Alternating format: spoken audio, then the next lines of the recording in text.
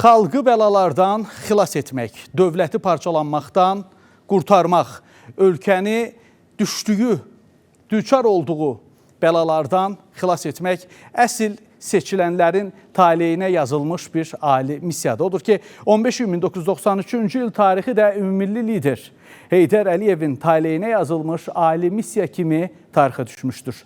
Xoş gördük hər birinizi. Space TV-nin Xəbərlər Departamentinin hazırladığı xüsusi buraxılışla qarşınızdayıq. Söhbətçiniz mənəm Murad Əzimzadə. Bugün 15 iyun Qurtuluş gününü qeyd edirik. Bu əsl bayramdır. Ona görə əsl bayramdır ki, düz 32 il əvvəl xalqımız düçar olduğu bəlalardan xilas oldu, qurtuldu. Ümmilli liderin uzatdığı əl sayəsində həmin o qara günlərdən qurtulduq. Və 93-cü il 15 iyun tarixindən bugünkü Azərbaycana böyük bir körpü saldıq. Bu, bütöv Azərbaycan körpüsüdür. Bu, konstitusyon suverenliyi təmin olunmuş Azərbaycanın körpüsüdür. Böyüyən, inkişaf eləyən, qüdrətli Azərbaycanın körpüsüdür. Odur ki, 15 iyun bizim zəfərlərimizin, böyüklüyümüzün, böyüməyimizin başlanğıc günüdür. 15 iyun Qurtuluş gününüzü, Qurtuluş bayramı gününüzü ürəkdən təbrik eləyərək xüsusi buraxılışımıza başlayırıq və xüsusi bir sujetimiz var, hansı ki, xronologiyanı bərabər izləyəcəyik. Sonra dəyərli qonaqlarımızla 93-cü ilə bir səyahət eləyəcəyik. Həmin o bəlalı günləri bir daha danışacağıq ki, unutmayaq ki, hər zaman böyüyə bilək. Azərbaycan xalqının tələbi ilə ikinci dəfə hakimiyyətə qayıdan Heydər Əliyev Ali Sovetin sədri seçilib. Bununla da uzun illər davam edən gərginlik və qarşıdurma səngiyib və ölkə vətəndaş müharibəsi və parçalama təhlükəsindən xilas olub. Milli qurtuluş fəlsəfəsi sözün geniş mənasında Azərbaycanın mövcudluğunu, onun ən böyük tarixi nailiyyəti olan müstəqilliyini təmin edir. Həmin vaxt Azərbaycan dövlətçiliyi yox olmaq təhlükəsindən qurtulub. Əgər müstəqilliyi qazanmaq ilkin şərt idisə, ikinci vacib məsələ suverenliyi qoruyub inkişaf etdirmək idi və bu ümummilli liderin iradəsi sayəsində reallığa çevrildi. O, Milli Azərbaycan dövlətçiliyi konsepsiyasını yaratdı. Bütün maneələrə baxmayaraq ən qısa müddətdə ölkədə ictimai-siyasi sabitlik bərpa olundu. Məhz belə bir mürəkkəb siyasi şəraitdə Heydər Əliyevin böyük potensialı Azərbaycanın müstəqilliyinin qarantına çevrildi. Ümummilli liderin şəxsiyyəti, onun özünə məxsus siyasi idarəetmə qabiliyyəti, qətiyyəti və xarizması siyasi böhrana son qoydu və Azərbaycanın dünya birliyinin inteqrasiyası başlandı. 1997-ci ildə Milli Məclisin deputatları 15 iyun tarixinin təqvimə Azərbaycan Respublikasının Milli Qurtuluş günü kimi salınması təklifi ilə çıxış ediblər və parlament bu təklifi bəyənib. Həmin vaxtdan Heydər Əliyevin yenidən hakimiyyətə qayıdışı Milli Qurtuluş günü kimi qeyd edilir. Milli Qurtuluş günü düşmən əsarətindən qurtulan, azad olan torpaqlarda da qeyd olunur. Ata vəsiyyətini layiqincə yerinə yetirən Prezident İlham Əliyevin rəhbərliyi altında rəşadətli Azərbaycan ordusu Ermənistan silahlı qüvvələrinin işğal altında saxladığı əzəli və əbədi torpaqlarımızı azad edib. Biz xronologiyanı bərabər izlədik və bir daha 93-cü il 15 iyun tarixinə birgə ekskursiya elədik və həmin o təlatümlü günlərin ağırlığını bir daha hiss etdik və bir şükranlıq hissi də ürəyimizdə, ağlımızda duyduq ki, nə yaxşı ki, bugünkü Azərbaycan var, nə yaxşı ki, Ulu Öndərin şah əsəri olan Azərbaycan var, nə yaxşı ki, Ulu Öndərin miras qoyub getdiyi siyasi kursa sadiqlik göstərən cənab prezident var ki, Azərbaycanı bu cür qalib eləyir, bu cür inkişaf elətdirir. Studiyamızın qonağı var, akademik, Milli Məclisin deputatı Ziyad Səmədzadə bizimlədir. Ziyad müəllim, xoş gördük. Bayramınız mübarək. 15 iyun həqiqətən də həm xalqımız üçün, həm dövlətimiz üçün sözün əsl mənasında bayramdır. Bir də adam düşünəndə, təsəvvür eləyəndə ki, Ulu Öndər 15 iyun 1993-cü il tarixində xalqına üst tutmasaydı, dövlətini xilas etmək üçün əlini uzatmasaydı, nələr baş verə bilərdi? Bu böyük bayramdır. Bu bayram bütövlükdə dünyaya Azərbaycan kimi dövləti bəxş etmişdir. 15 iyun 1993-cü il həqiqətən Azərbaycan xalqının tarixində, Azərbaycan dövlətinin tarixində əbədi yaşar bir gün olacaqdır. Çünki 15 iyundan başlayaraq bu günə kimi Azərbaycan çətinliklərlə üzləşsə də, müqamətlər olsa da, təzyiqlər olsa da, dinamik inkişaf edir, dünyada söz sahibinə çevrilmişdir. Əgər biz 90-cı illərin ilk illərini xatırlasaq, həqiqətən insan dəhşətə gəlir. Yoxsulluq, qarşı durma, iqtisadi əlaqələrin qırılması, erməni təcavüzü nəticəsində 1 milyondan yuxarı qaçqının olması bütövlükdə Azərbaycan dövlətinin müstəqilliyini itirmək təhlükəsini qarşısında qoymuşdur. Belə bir şəraitdə xalqın tələbi ilə Ulu Öndər Heydər Əliyev ikinci dəfə hakimiyyətə qayıtdı. Mən talibimdən çox razıyam ki, yarım əsrə yaxındır ki, Azərbaycan dövlətinin iqtisadi inkişafı ilə əlaqədar olaraq müəyyən tədqiqatlar aparmışam və talibimə bir də təkrar edirəm, çox razıyam ki, və bu tədqiqatların ana xəttini Heydər Əliyevin müəyyən etdiyi iqtisadi siyasətin mahiyyəti, istiqamətləri Azərbaycanın dünəni, bugünü, sabahı barədə fikirlərdir, istiqamətlərdir. Heydər Əliyev həqiqətən Azərbaycan xalqını dünyaya tanıtdı. Azərbaycan dövləti tanınmırdı. Baxmayaraq ki, biz müstəqilliyi əldə etmişdik 1991 oktyabrın 18-də.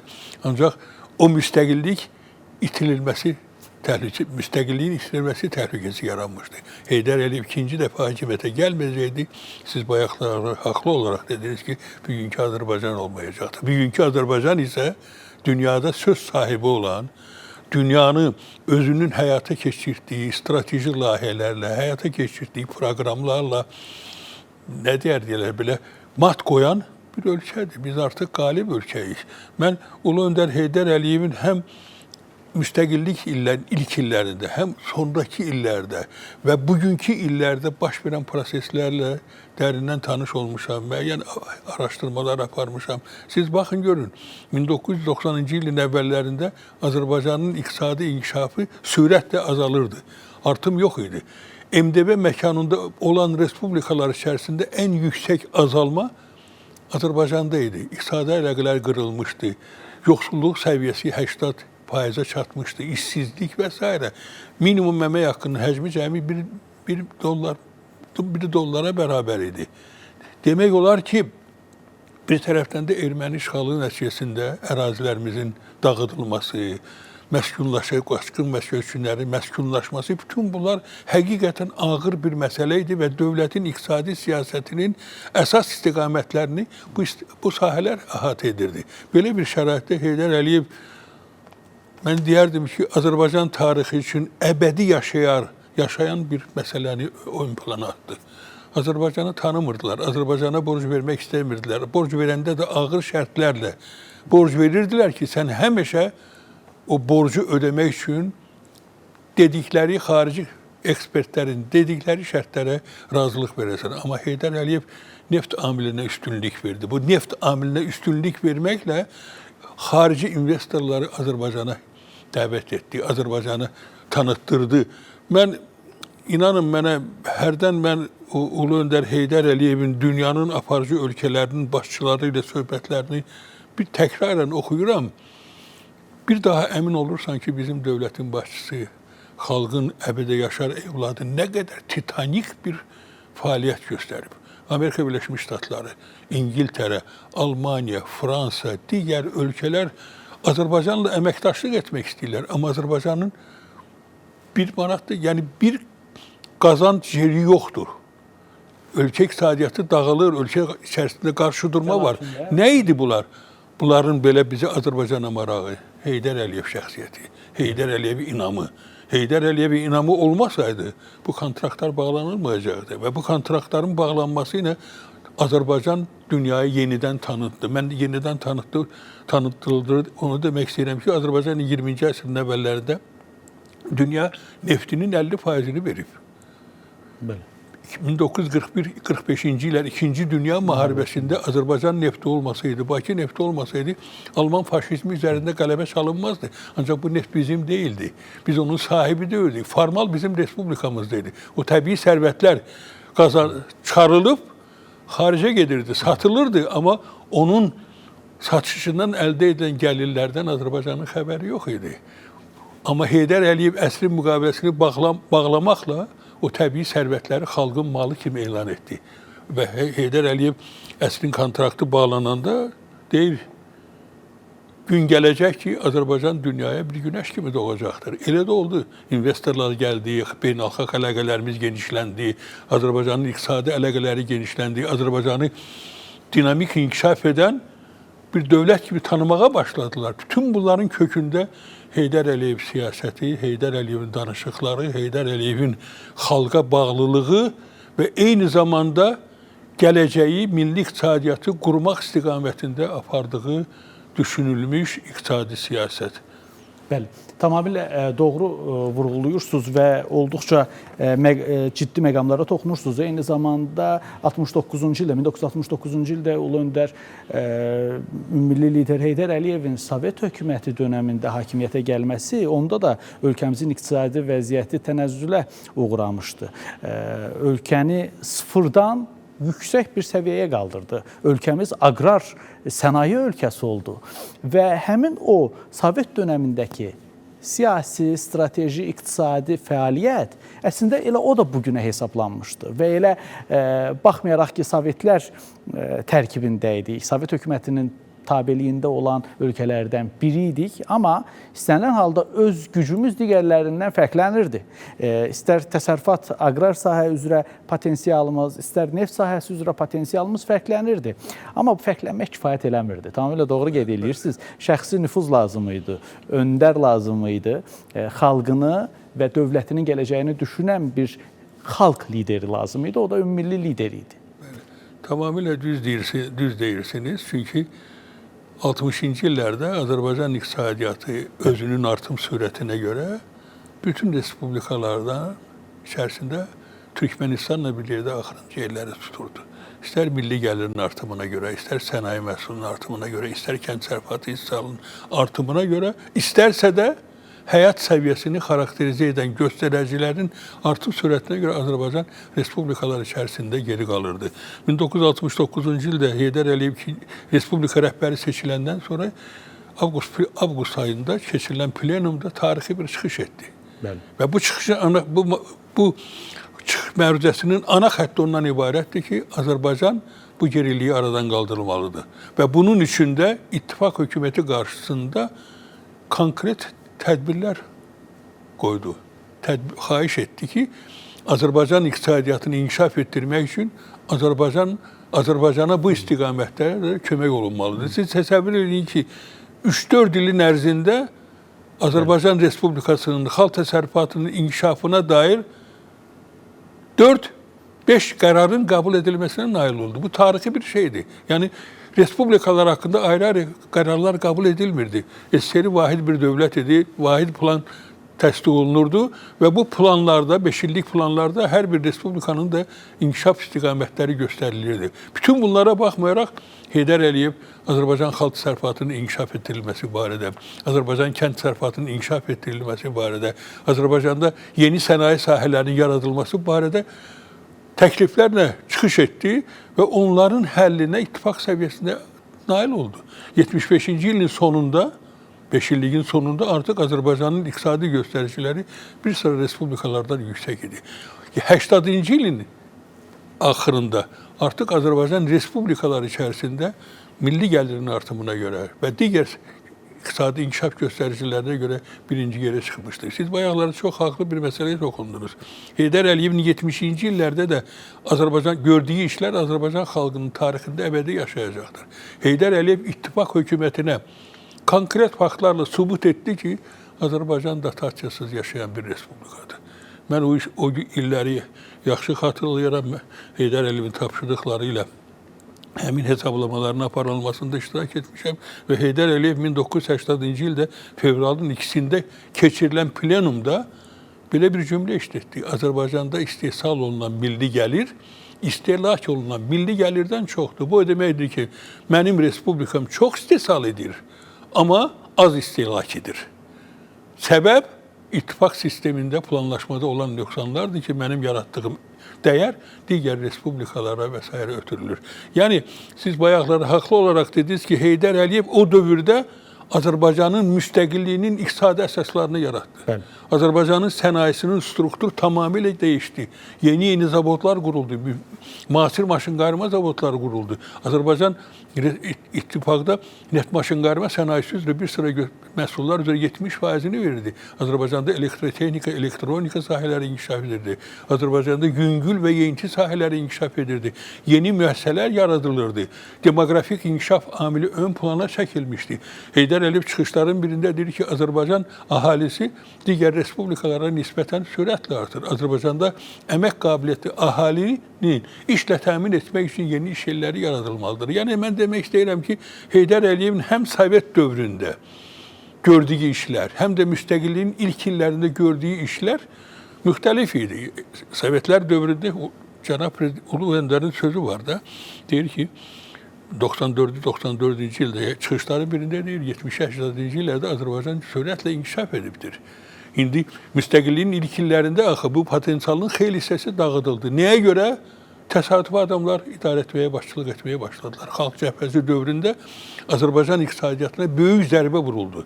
Hər şeyi bazar həll edir şüarını ortaya atmaqla çox saylı biz maneələrlə üzləşdik və inkişafımızla getdi. Yəni bütün bunları mən ona görə deyirəm ki, 1969-dan başlanan, bugünə qədər davam edən dövr ayrı-ayrı illəri çıxmaq şərti ilə bütövlükdə Azərbaycanın inkişaf dövrüdür. Bütövlükdə biz artıq maneələri dəf edərək borc alan ölkədən borc verən ölkəyə çevrilmişik. Bizim valyuta ehtiyatlarımız bugün 70 milyardı ötüb, amma bizim büdcəmiz hələ 90-cı illərdə heç 1 milyard dollar da değildi. Bir gün biz artıq 40 milyard manat büdcədən danışırıq. Yəni, Heydər Əliyevin bayaq siz tamamilə düz dediniz ki, kimə havalı oldu bu ölkənin idarə edilməsi? İlham Əliyevə. Mən ona özüm qədər inanıram və Cənab Prezident də 2003-cü ildə and içmə mərasimində deyir, mən bu siyasətə sadiq qalacağım. Çünki bu siyasət Azərbaycana xoşbəxtlik gətiribdir, Azərbaycanı inkişaf etdiribdir. İndi nailiyyətlərimiz də göz qabağındadır. Biz azad ölkəyik. Böyük qayıdış proqramı həyata keçirilir. Azərbaycan torpaqları erməni işğalından azad olduqdan sonra baxın görün nə qədər titanik bir işlər görülür. Heç kimdən borc almadan, heç kimə müraciət etmədən biz bu böyük proqramı həyata keçiririk. Baxın Heydər Əliyevin uzaq görən siyasətinə 93-cü ildə o qaçqın və köçkünlərlə görüşəndə onlara deyir ki, gün gələcək ki, biz Novruz bayramını Ağdamda, Şuşada, Qubadlıda, Laçında, Kəlbəcərdə, Cəbrayılda, Füzulidə qeyd edəcək. Bu nəyi göstərir? Bu onu göstərir ki, Heydər Əliyev inanırdı ki, torpaqlarımız azad ediləcək. Ona görə güclü ordunun yaradılmasının əsaslarını qoydu. O inanırdı ki, Azərbaycan iqtisadiyyatında böyük imkanlar var. Bunun üçün yeni iqtisadi sistemin formalaşması və eyni zamanda deyirdi ki, biz görək, digər sahələri də sürətlə inkişaf etdirək. Yəni, illər keçir. Mən əminəm ki, əsillər keçəcək. Azərbaycan dövləti bu siyasəti davam etdirəcək. Çünki bu siyasət xalqa xoşbəxtlik gətirib. Biz ancaq 44 gün ərzində biz torpaqlarımızı işğaldan əziz etdik. 23 saat ərzində bütövlükdə ərazi bütövlüyümüzü təmin etdik. Və belə bir nailiyyəti olan, əldə edən xalq xoşbəxtdir. Xalq xoşbəxt olduğu şəraitdə həmişə Ulu Tanrı'ya deyir ki, Allah bizim dövləti qorusun. Allah bizim prezidentimizi qorusun ki, o özünün böyük iradəsi ilə, mətin iradəsi ilə dərin fikirlərə sadiq qalaraq, Ulu Öndərin dərin fikirlərinə sadiq qalaraq Azərbaycanı inkişaf etdirir və mən əminəm ki, Heydər Əliyevin qoyduğu bu miras, yaratdığı Azərbaycan dövləti, 15 iyun Qurtuluş günü əbədi yaşar bir bayram kimi həmişə qeyd olunacaqdır. Tamamilə doğru vurğuluyursunuz. Ziyad müəllim, 100-dən çox məqalənin müəllifisiz, onlarla kitabın müəllifisiz və bu kitablar, bayaq da qeyd elədiyiniz kimi, milli lider Ulu Öndər Heydər Əliyevin istiqaməti ilə yazılanlar da var və ondan sonra da sizin o xatirələriniz, iş təcrübəniz, elminiz səbəbilə yazılan kitablar və məqalələr də var. Mənə və eləcə də tamaşaçılarımıza əminəm ki, çox maraqlıdır ki, Ulu Öndərin iqtisadi strateji istiqaməti nəyə hədəflənmişdi? Ən çox nəyə diqqət eləyirdi? Azərbaycan xalqını, gəncləri, iqtisadçılarımızı necə görmək istəyirdi? Mən taleyimdən çox razıyam ki, mən artıq 72-ci ildə elmləri doktor idim. İlk görüşüm olub 73-cü ildə Heydər Əliyev məni bir iqtisadçı kimi qəbul etmişdi. Mənim materiallarım vardı, araşdırmalarım vardı və bu araşdırmalar onu çox maraqlandırırdı. Mən taleyimdən çox razıyam ki, Heydər Əliyev, bir söz var, qlobal təfəkkür, lokal düşüncə. qlobal məsələlərə qlobal baxırdı. Respublikanı ayrı-ayrı konkret məsələləri dövləti möhkəmləndirmir. Dövləti, iqtisadiyyatını da, dövlətin bütövlükdə möhkəmlənməsini təmin etmək üçün görək qlobal düşüncəyə malik olasan. Heydər Əliyevin Azərbaycan xalqı qarşısında, Azərbaycan elmi qarşısında ən böyük xidmətlərindən biri ondan ibarətdir ki, o bütövlükdə Azərbaycanın inkişafına bir əsas istiqamət kimi baxırdı və mən də talimdən çox razıyam ki, mənim apardığım tədqiqatlar Azərbaycan iqtisadiyyatının aktual problemlərinə həsr olunub. 80-ci illərdə, 70-ci illərin axırı, 80-ci illərin əvvəllərində onun tövsiyəsi ilə mən Azərbaycanın 80-ci illərdə inkişafı, sosial-iqtisadi inkişafını yazdım. Sonra Heydər Əliyevin əziz xatirəsinə 2004-cü ildə mənim böyük bir kitabım çıxdı rus dilində. Böyük yolun mərhələləri, Azərbaycan iqtisadiyyatı yarım əsrdə, dünən, bugün, sabahın reallıqları. Sonra ən böyük, mənim belə xoşbəxt həyatımda ən xoşbəxt anlardan biri ondan ibarətdir ki, 97-ci ildə Ulu Öndər Heydər Əliyev Akademiyanın həqiqi və müxbir üzvlərini yığmışdı. Orada bir söz işlətdi ki, Azərbaycan 20-ci əsrdə böyük bir inkişaf yolu keçib. Amma bizim alimlərimiz bu barədə düşünmürlər. Azərbaycanın 20-ci əsr inkişaf tarixi yazılmalıdır. Mən belə böyük də təvəzzükarlıqdan uzaqda olsa, mən bu fikirləri əsas tutaraq 7-8 il Azərbaycan iqtisadiyyatının 100 il ərzində keçdiyi yolu təhlil etdim. Və 5 ciltlik kitab çıxdı, Azərbaycan iqtisadiyyatı 100 ildə və onun da yüksək səviyyədə təqdimatı oldu. Bu, eyni zamanda Ulu Öndər Heydər Əliyevin arzularının Çin olmasında mənim az da olsa bir xidmətim oldu. Yəni, mən talimdən çox razıyam ki, 20-ci əsrin əvvəllərindən başlayaraq qələbə daxil olmaqla orada bu materiallar öz əksini tapıb, 5-ci cild isə həsr olunub Qarabağ iqtisadiyyatı 100 ildə. Qarabağ iqtisadiyyatı 20-ci əsrin əvvəllərində, Sovet dövründə, müstəqillik illərində və bugün də qələbədən sonra necə gedir, bunları da etmişəm. Hesab edirəm ki, Heydər Əliyevin əsas istiqaməti bundan ibarətdir ki, Azərbaycan çiçəklənən bir diyara çevrilməlidir. Onun üçün güclü elmi potensialı var, güclü kadr potensialı var, güclü təbii resursları var və bu təbii resurslarla zəkanın bir yerdə birləşməsi bizə imkan verdi ki, biz dünya dövlətləri içərisində dinamik, inkişaf edən, böyük qlobal tədbirlərin məkanına çevrilirik. Bundan böyük xoşbəxtlik olmaz. Uzağa getməyəcək, o cəmaata üzümü tuturam. Baxın, görün, elə bu günlərdə dünyada baş verən hadisələr. Necə oldu ki, Azərbaycan bu təlatümdən alnı açıq çıxdı? Ermənilər köçdülər buradan, birinə də bir balaca da necə deyilə, daş da dəymədi. Necə oldu? Deməli, düşünülmüş siyasət, humanist, böyük ürək xalqla bir yerdə arzuları həyata keçirmək. Bəli, tamamilə doğrudur və ən əsası dövləti və xalqı qorumağa yönəlmiş siyasət. Bəli. Bütün bu baş verən siyasi proseslərin kökündə yəqin ki, Ziyaət müəllim, siz də razılaşarsınız ki, Azərbaycanın varoluşudur, Azərbaycan xalqının rifahı durur.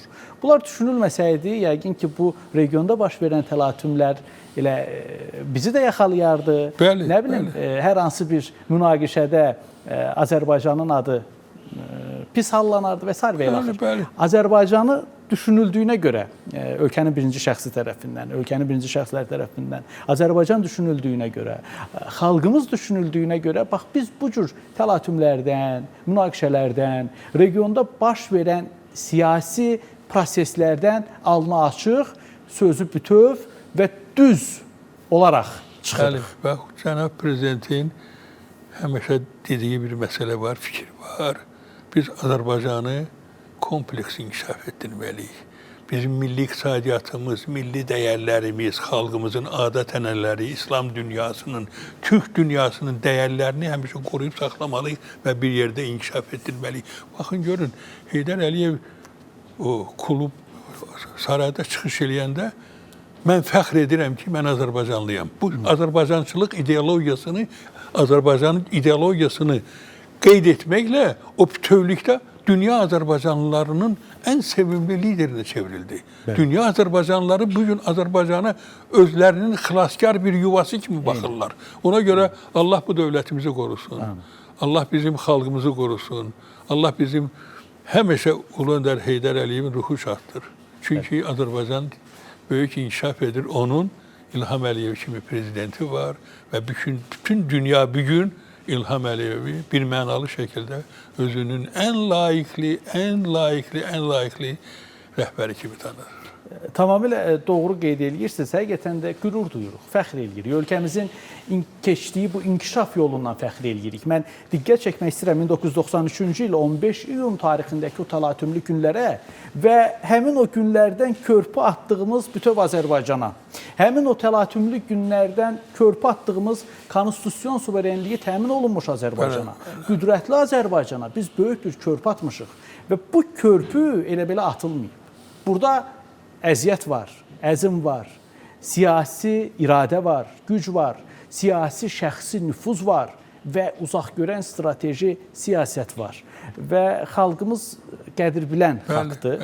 Ona görə də bayaq sizin də qeyd elədiyiniz kimi xalq-dövlət birliyi həm Müzəffər Ali Başkomandanımızı, həm dövlətimizi hər zaman qalib eləyir və həmişə də qalib eləyəcək. Amma bir də bu məsələlərin iqtisadi tərəfi var. Bayaq siz qeyd elədiniz Ziyad müəllim, Qarabağ yenidən qurulur. Zarafat deyil.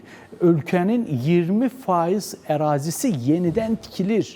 Daşı daş üstündə qoymamışdılar Ermənistan hökuməti, qondarma rejim. Daşı daş üstündə qoymamışdılar və biz 20% yenidən tikirik, yenidən qururuq. Bu dəhşətli bir hadisə. Bu o qədər böyük bir proqramdır ki, mən dedim də Qarabağ iqtisadiyyatı 100 ildə 5 cildligində mən Qarabağ iqtisadiyyatının işğala qədər dövrünü də təhlil etmişəm. İşğala qədər orada Azərbaycan kənd təsərrüfatının 17-18% məhsul istehsalını olurdu. İşğala qədər orada 10 mindən yuxarı sənayedə insan çalışırdı. Yerli sənaye vardı, yüngül sənaye müəssisələri vardı, emal müəssisələri vardı, tikinti materialları istehsal olunurdu. Bütün bunlar hamısı dağıdıldı.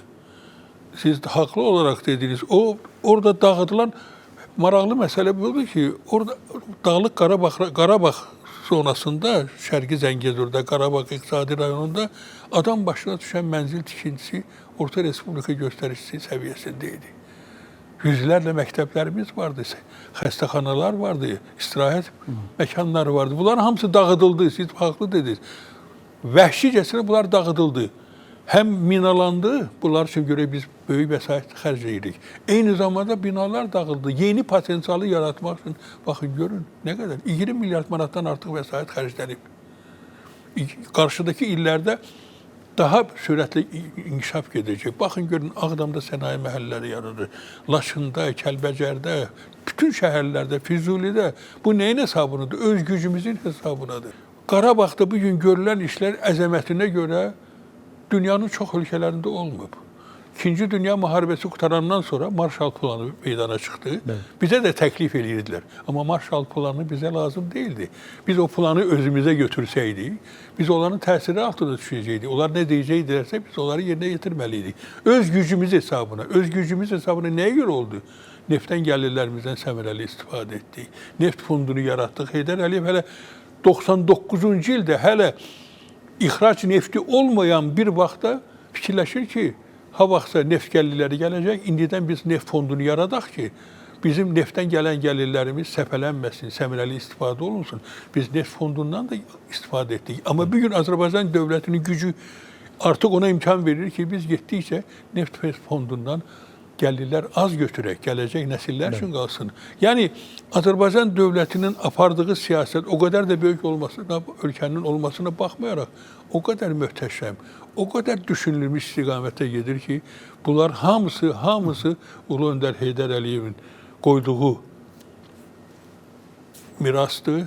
Ulu Öndər Heydər Əliyevin siyasətini layiqlə davam etdirən cənab prezidentin fəaliyyətinin nəticəsidir. Bütövlükdə xalqla dövlət birliyinin nəticəsidir. Bəli. Neft fondundan söhbət açdınız Ziyad müəllim. Mən bunu deməsəm tarix qarşısında böyle bir günah eləmiş Allah olaram.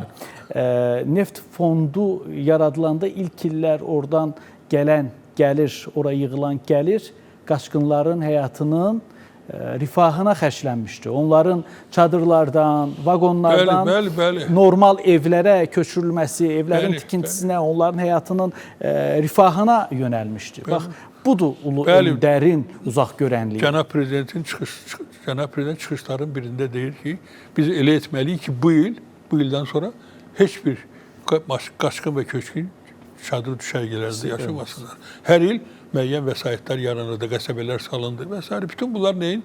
Dünyanın heç bir yerində belə şey yoxdur. Bəli. Dünya üzrə qaçqınların 10% Azərbaycanın payına düşürdü.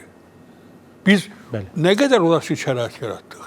Evləri qalmışdı orada. Nəyi varsa da heç nə götürə bilmirdilər. Nə qədər onlara əzab veriblər. İndi baxın, görün bu qəsəbələr necə tikilir. Heydər Əliyev siyasətinin ana xətti Azərbaycanı kompleks inkişaf etdirməkdir. Sistemli inkişaf etdirməkdir. Azərbaycan yoxsulluq kəlməsi nədir? Onu aradan götürmək siyasətidir. Bu istiqamətdə də böyük işlər görülür. Problemlər var. İş problemi var, müəyyən çətinliklər var. Amma o çətinliklərin fonunda Azərbaycan azad dövlətdir. Heç kimdən asılı deyilik. Yenə də deyirəm, baxın görün dünyada bu günlərdə nə baş verir. Bəli. Qloballaşan dünyada tox və ac dünya var. 100 il bundan qabaqda tox dünya olub, ac dünya qalıb. Mən bu yaxında bir daha 20 il bundan qabaq yazdığım məqaləni yenidən işlədim. Tox və ac dünya. Ölkələr var ki, 1 milyarder 300 milyard vəsaitə malikdir. 300 milyard istehsal etmək üçünsə yarım 200 milyon, 300 milyon adam yaşayır. Hələ o milyarda istifadə edir. 2 milyarda yaxın əhalinin elektrik enerjisinə çıxışı yoxdur. Biz nə inkişafdan danışırıq? Deməli, tox və ac dünya. Azərbaycan bütün bu prosesləri dövlət təhlil edir. Qarşısına məqsəd qoyub ki, biz dinamik, davamlı, keyfiyyətli inkişaf edib Azərbaycan xalqını inkişaf etmiş ölkələr səviyyəsinə qaldıracaq. Bunlar da hamısı Ulu Öndər Heydər Əliyevin qurduğu dövlətin siyasətinin ən başlıca istiqamətlərindən biridir. Bəli. Allah onu rəhmət eləsin, ruhu şad olsun. Bəli, amin. Və işsizliyin sürətlə aradan qaldırılması da diqqət çəkən məsələlərdəndir. Çünki təlatümlü günlər, dövlətin dağılmaq təhlükəsi, qardaş qırğını təhlükəsi və bütün bunların fonunda bir Ulu Öndərin yaratdığı stabillik, sabitlik, ordu quruculuğu, xalqla vəhdətdə, xalqı inkişafa aparacaq çalışmalar və bunda nəticəsində işsizlik də azaldıldı və Azərbaycanda insanlar işlə təmin olundu. Bu da bir real faktdır. Azərbaycanın inkişaf yolu müqəddəsdir, alidir və siz o yoldan keçən akademiklərdən, ziyalılardansınız və sizlə həm söhbət olmağıma görə də çox şadam. Çox məmnunam ki, bax bunu canlı olaraq sizin özünüzdən eşidirəm. 93-cü ildə 15 iyun tarixindən əvvəl Ulu Öndər Milli Lider Heydər Əliyevin Bakıya dəvət olunması məsələsi. İstərdim onu, o məqamı xatırlayaq. Mən bilirəm ki, dəvət edənlərdən biri də sizsiz. Reaksiyası necə oldu? Nə söylədi? Nə dedi? Mən o illəri çox yaxşı xatırlayıram, amma acı, ağır günlər idi. Bəli. Mən bir müddət 10 il Mərkəzi Komitədə şöbə müdiri, sonra baş nazirin birinci müavini, Ali Sovetin. O vaxtlar təzyiqlər çox idi və o Heydər Əliyevin Azərbaycana rəhbərliyə gəlməsi üçün müəyyən insanlar çalışırdılar, yəni aktivlər çalışırdılar. Mən onda bu məsələ müzakirə olunanda dedi ki, Heydər Əliyevlə əlaqə saxlayaq. Biz gəldik mənim otağıma, o kadrları yəqin görmüşsünüz. Mən Eldar müəllimə təşəkkür edirəm, Arif müəllimə təşəkkür edirəm ki, orada Xalq Cəbhəsinin nümayəndələri də vardı. Aramızda çox kəskin mübahisələr, mən deyərdim, mübahisələr gedirdi. Amma biz cəhd elədik nə qədər Heydər Əliyevə zəngiyə. onda imkan vermirdilər. Sonra məlum oldu ki, müəyyən qruplar rabitəni kəsiblər. Eldar İbrahimov sonra xatirə danışır ki, o tarixi çıxışdan onların xəbəri var idi. Nətər deyim, mən ancaq onu deyə bilərəm ki, o dövrdə Heydər Əliyev gəlsəydi, o da demiş, baxın, Gəncə hadisələri var idi, qarşı durma var idi, vətəndaş müharibəsi getmək istəyirdilər. Heydər Əliyev elə bir vaxta gəldi ki, bütövlükdə Azərbaycan xalqı özü gördü ki, yeni hakimiyyətə gələn qüvvələr bu dövləti dağıdacaqlar, müstəqilliyimiz əldən gedəcək. Bax, o anda onun gəlməsi tarixi bir hadisə oldu və bugün də biz bunun nəticələrini ürək sevinci ilə qeyd edirik də. Çox təşəkkür edirəm Ziyyət müəllim. Gəldiyiniz üçün bu tarixi bizimlə yenidən bir daha doya-doya, ürəkdən xatırladığınız üçün. Bu da bir ali missiyadır. Ulu öndərə sadiqlik missiyasıdır. Cənab Prezident İlham Əliyevin siyasətinə sadiqlik missiyasıdır. Buna görə sizə təşəkkür edirəm. Sizin də qeyd elədiyiniz kimi Tanrı dövlətimizi, xalqımızı və ölkə başçımızı qorusun ki, hər zaman inkişaf eləyək. Sonda isə qeyd eləmək istəyirəm ki, Space TV-nin Xəbərlər Departamentinin hazırladığı 15 iyun 1993-cü ilə həsr olunan xüsusi buraxılışa birazdan dəyərli həmkarım Günəş Şahmalı qızının təqdimatında baxmağa davam eləyəcəksiniz. Və xüsusi bir məqamı qeyd eləmək istəyirəm. Milli Qurtuluş günü Azərbaycan dövlətçiliyinin xilas günüdür. Milli Qurtuluş günü Azərbaycan xalqının xilas günüdür. Və biz bu xilasa görə, biz bu qurtulmağa görə Ulu Öndər, Ümummilli lider Heydər Əliyevə sonsuz təşəkkürümüzü bildiririk, ruhu şad olsun deyirik və Cənab Prezident İlham Əliyevə bu müqəddəs ali yolda güc, qüvvət arzulayırıq. Söhbətçiniz mən idim, Murad Əzimzadə, xüsusi buraxılışımızsa davam edir.